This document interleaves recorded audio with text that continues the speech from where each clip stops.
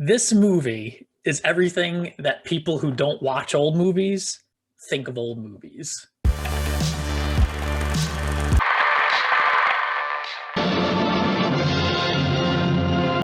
Oh, Tig, of all the Zoom chats in all the world, you walk into mine. You watched 1942's Casablanca for the first time last night, so I'm going to turn it over to you to get your impressions.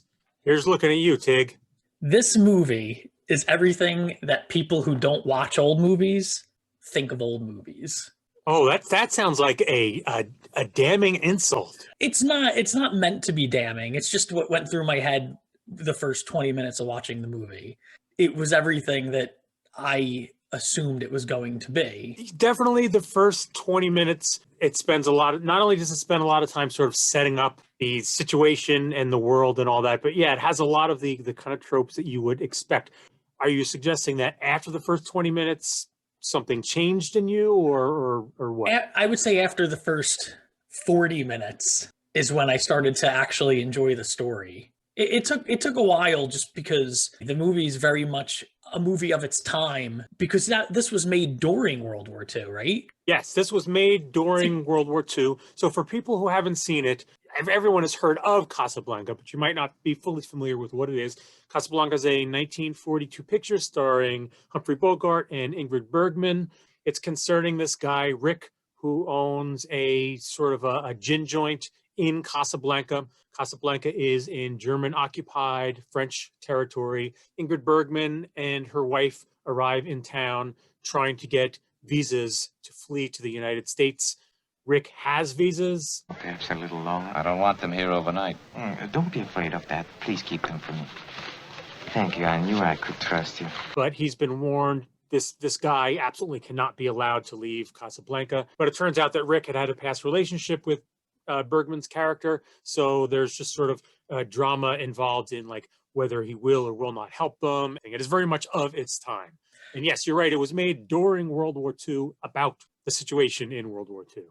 Yeah, and sometimes that's why I shy away from older movies because I'm a history buff. I love history. We both know, like, we both are into history and stuff, but you have to know your history in some capacity to even understand in the first 20 to 30 minutes what's going on. Are those French police? Is that what, I don't know. It's like Morocco and it was under French, but then the Germans came in. And so the Moroccan police department are trying to be neutral in a way with the Germans. And this is sort of a neutral area point. So there's Americans.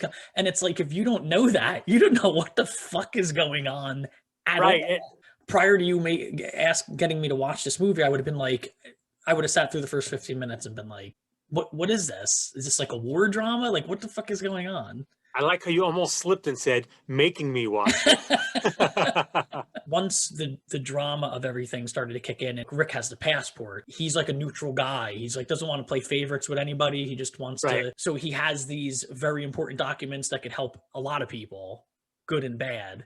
Mm-hmm. And once that starts to kick in and then the backstory with him and Ellie, then it started to be fun and suspenseful. It took a while for me to warm up to certain characters that I didn't have a feel for. It took a while, like the Moroccan police head guy, the Claude Rains character. Claude Rains is one of my favorite actors of the era. He's great. He's out for himself too, and he's a little bit like skeezy when it comes to certain decisions. At one point, he has that passport thing where there's pretty women who can't get out of like Morocco, and he asks Rick to kind of not give them to them. That's point is even somewhat subtle. Like a young woman comes to Rick and she basically suggests, "Look, I'll prostitute myself for one of these things." So she doesn't come right out and say it, and she's underage to boot, which and it's one of these things where it's like if you're not paying close attention. That might go right over your head. Why do you interfere with my little romances? Put it down as a gesture to love. Well, I forgive you this time. But I'll be in tomorrow night with a breathtaking blonde. And it'll make me very happy if she loses. Yeah, the Claude Rains character, I mean, he's sort of set up as a foil in the beginning. You think he's sort of maybe a bad guy-ish. He's sort of an antagonist. But you could see there's no love lost between him and the Germans either. He's just looking to get through this whole situation the best that he can. And he's a schemer. He's a scammer as well. He he likes the situation the way it is because he gets to go gamble at Rick's and Rick gives him a pass. Yeah, there were some pretty funny scenes with that when he's forced by the Germans to close down the place. Rick is like, "Where do you get off close to me?" And he's like, "Oh, there's some illegal gambling going back there." And then immediately the guy goes up to him and goes, "Here's your winnings." And he's like, "Oh, thank you." And he puts it in his pocket. I am shocked to find that gambling is going on in here. Hey, up on what ground? I'm shocked to find that gambling is going on in here. You're winning, sir. Oh, thank you very much. Everybody out at once. That really the joy in the picture is the writing. It's in the dialogue. There's so much clever dialogue.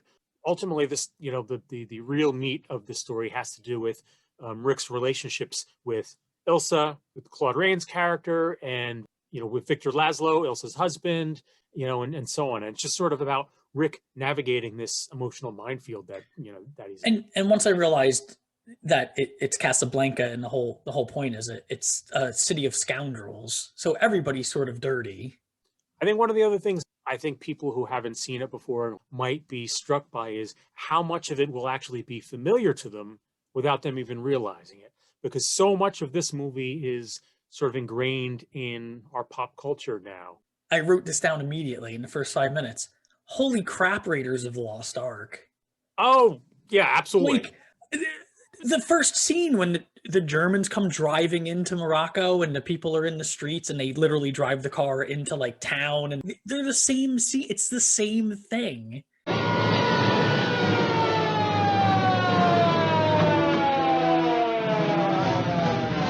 Yeah. Oh, yeah. Lucas and Spielberg were drawing heavily from this period when it comes to stuff like that. The map with the plane. Yeah, the map of them like traveling. Paris to Marseille.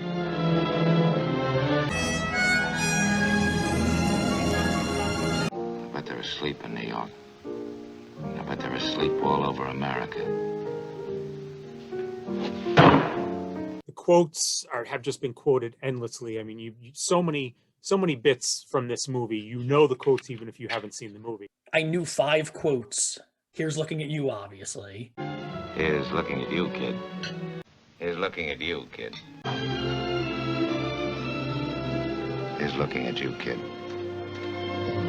Yeah, here's looking at you, kid. Louis, I believe this is the start of a beautiful friendship at the end. I knew that. Louis, I think this is the beginning of a beautiful friendship. Of all the bars, what's the one? Of all the whatever's... All the gin joints in all the world. You gotta walk into mine. Of all the gin joints in all the towns in all the world, she walks into mine. The line that I was expecting him to say, but obviously is played again, Sam, but they actually... That's one of those ones, I guess, that people say, but it's not actually in the movie. Sing it, Sam. Yeah, it's much like Luke, I'm your father. It's very famously misquoted. So it was funny I knew all those. I also knew all the characters from Bugs Bunny. Yeah. Which is weird because I remember watching those as a kid, but not really knowing who all of them were. There's definitely one. I'm sorry. There's definitely one other quote that you've got to know as well that you might not have remembered. Yeah. Which one am I missing? We'll always have Paris. We'll always have Paris. Oh yeah, you'll always have Paris. Okay. Yeah. I didn't really like Ingrid Bergman. Yeah, I wasn't a huge fan of her acting in this. I don't know if it's just more because just the part itself didn't give her much to work with. I didn't really care about her character as much. For me, I think that's relatively fair. I mean, she's one of the big actresses of the era. Please listen to me. If you knew what really happened, if you only knew the truth. I wouldn't believe you no matter what you told me. But she's never been one of my favorites. She's been in some of my favorite films, unlike Bogart, who I love Bogart. He's so cool. Oh yeah, he definitely has that like aloofness. If you're gonna watch a Bogart movie, is this his big role kind of thing? Like this is what people love him most in? You know, if someone said I want to watch Bogart's best, performance, would it probably be this? I would say it would be on the list, but no, I wouldn't say it would be this. I mean, they'd probably go with like the Maltese Falcon. They might go with The Big Sleep, probably too, that I would rank a little above Casablanca. Casablanca is more of sort of a sentimental favorite among fans of old cinema, not just because Bogart, because of the broadness of the cast. This cast actually has a lot of people who were really well-known character actors during that period. With the ending, so Elsa comes back and she convinced Rick to give her the passports to get the hell out of there because Laszlo is so important to the resistance. Right. Does he convince Ilsa at some point they're both going to run away with each other and they're going to set up Laszlo and she's okay with that? Yeah, it could be a little confusing because he's effectively telling three different plans to three different people, to Laszlo, to Ilsa, and to the Claude Rains character, and he's really like lying to all of them. I believe the impression that he gives Ilsa is that he was going to provide means for Laszlo to get one of the visas and to get out of town, and she would stay behind and stay with Rick. Meanwhile, he tells Claude Rains that the plan is for him and Ilsa to escape, and Laszlo would stay behind. Yeah, it was this whole sort of web of lies. I did like the line at the end after they shot the German guy and the police show up and you think, and oh, that's the other very quotable one. Yeah, okay. he says, gather the usual suspects. Yeah, round up the usual suspects. And I was like, that's friggin' awesome. It's kind of screwed up in a way. Major Strasser has been shot. Round up the usual suspects. That's actually where the title of the movie, The Usual Suspects, comes from. Is from. Oh, that is. When I heard that, that's what I was like. Is that kind of a reference? That's what the movie Usual Suspects is a reference to. Well, no, Casablanca got it from The Usual Suspects. Yeah. Oh, fade in the beginning, even though you could say it was cheesy, but again, it's not fair to judge it. But I liked. You could see it's a painting in the beginning, but I liked the fade down into. Yeah, it was well done. Yeah, that was pretty cool. And my favorite shot was the safe shot. Yeah, that one's really well done, especially because that they had to have things situated just right so that his shadow appears and is distinctive and you can tell what he's doing. So even though it looks like he's just walking in this nook and going through the safe, that they had to have it in like some weird position and he had to get it a certain way with the spotlight a certain way. Yeah, that was pretty cool. That was a nice shot. And there's those couple of images like them walking away at the airport or him with the lights off in his place, smoking a cigarette, depressed. Like, you've seen those images before, even if you've never seen the movie. I did enjoy the soundtrack. They did it again, very Raiders of the Lost Ark.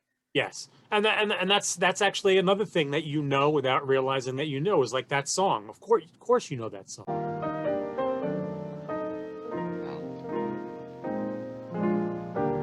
Oh yeah. Just remember this. And that song. I was gonna say, Sam, awesome character. Yeah. I knew as soon as he played the first song that he plays, I was like, oh, I know this song. Every song he plays, I knew. I love you, still have to be you. Wonderful, you had to be you. He's kind of like Rick's only friend. Ain't you planning on going to bed in the near future? No. We'll take the car and drive all night. We'll get drunk. Shut up and go home, will you? No, sir. I'm staying right here. The side characters in this movie are one of the things I think that make it.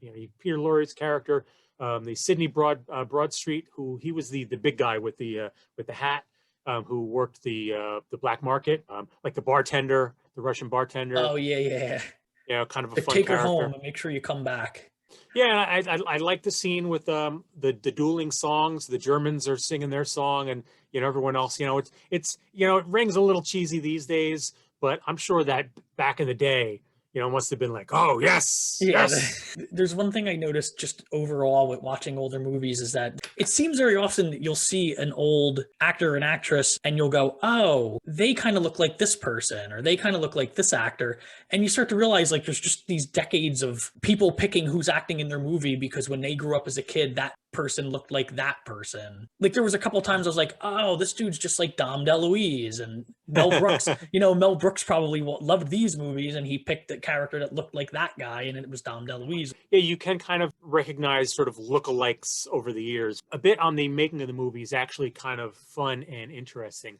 They started filming this movie without a finished script. They were writing as they went along. They actually didn't even know how it was going to end. That kind of explains the beginning, right? Yeah, it kind of that like why the beginning is a little more not only uneven, but the beginning's a lot more different in tone than the rest of the series. And they were like literally writing as they were going. And it was one of these things where they kind of described later where they're just churning out these pages, just trying to get this thing done in time. And they wrapped up the picture and immediately started working this next picture, not really thinking much about what they had. Figure, okay, there's another one in the can. Let's move on to the next. And it all of a sudden became, it won the Academy Award for Best Picture that year, Best Director that year, a bunch of other stuff. And it became this beloved fan favorite. And they had no idea that they had something on their hands.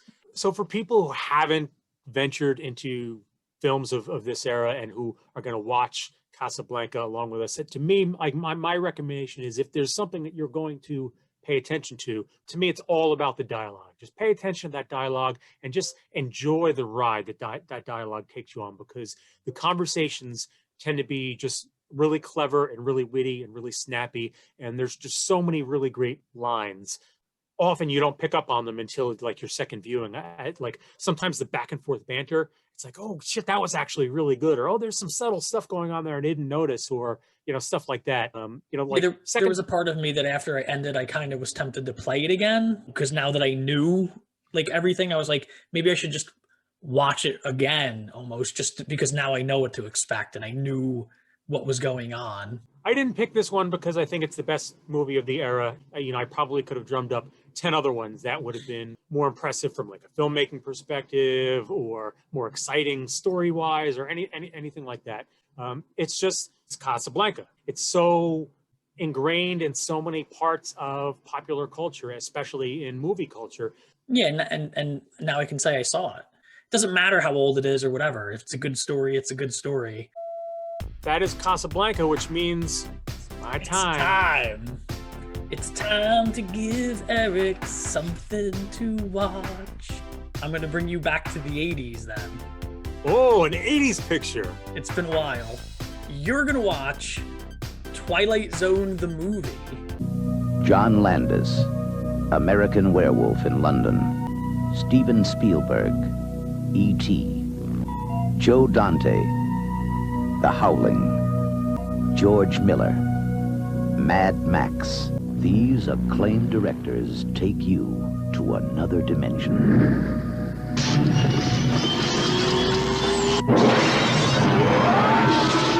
A journey into a wondrous land whose only boundaries are your imagination. Next stop, the Twilight Zone. So cool. All right, then I will see you in a couple days, and we'll talk about Twilight Zone the movie. Make sure to like and subscribe, but most importantly, make sure to leave a comment downstairs about the movie we just watched, or suggesting movies that you might want us to watch, or anything else you want to talk about. Must remember this: a like is just a like, but a comment. Check out our Patreon and nerd out with me if you want to help support us and watch extra footage and all the fancy and fun things we do on Patreon for our Patreon peeps. Thanks for hanging out at the movie club.